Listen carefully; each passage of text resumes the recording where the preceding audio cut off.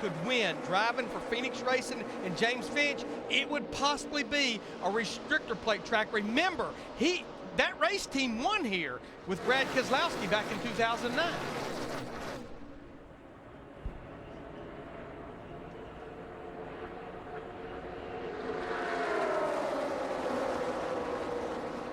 A lot of strategizing going on right now, guys. I mean, everybody's starting to think about where do I want to be. I know Jeff Gordon is sitting way back there, kind of keeping his jets cool. I think some other guys are doing the same thing.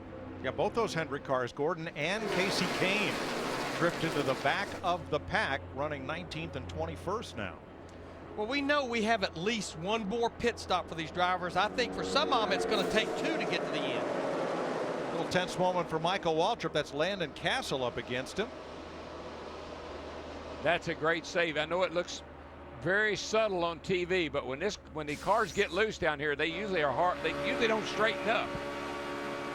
A nice touch on the side of Michael's 55, remembering another great 55, the NFL's Junior Seau, memorialized on the rear quarter panel of Michael Waltrip's car. Well, Ricky Bobby loses the lead to Matt Kenseth and Greg Biffle, and those two potent Fords are now at the head of the pack. I mean, all you got to do is just think back to Daytona and how well Greg Biffle and Matt Kenseth ran at the end of that race, and here they are, same two guys, looking good.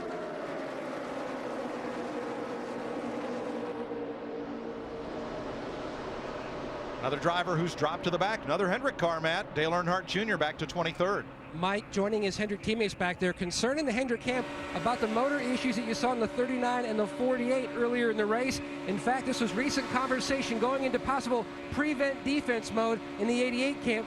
Instructions from Steve Letarte to Dale Jr. I just wonder what happened to Jimmy Johnson. Jimmy Johnson broke an oil pump, so did the 39. Basically, if you feel power steering go, that's because it struck the belt off. I need you to shut it off as soon as you can. I don't expect to have the trouble. I'm just letting you know.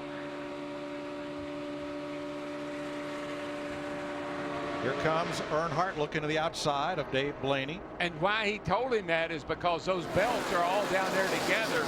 And usually think if the oil pump or if the power steering pump goes, that usually means it's knocked off by one of the other belts.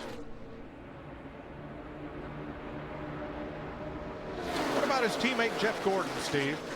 Well, they still have issues, Mike. Jeff Gordon just said my gauges continue to act weird. On the front stretch, they flash red. On the back stretch into the headwind, it stopped flashing. I'm not sure what to tell you.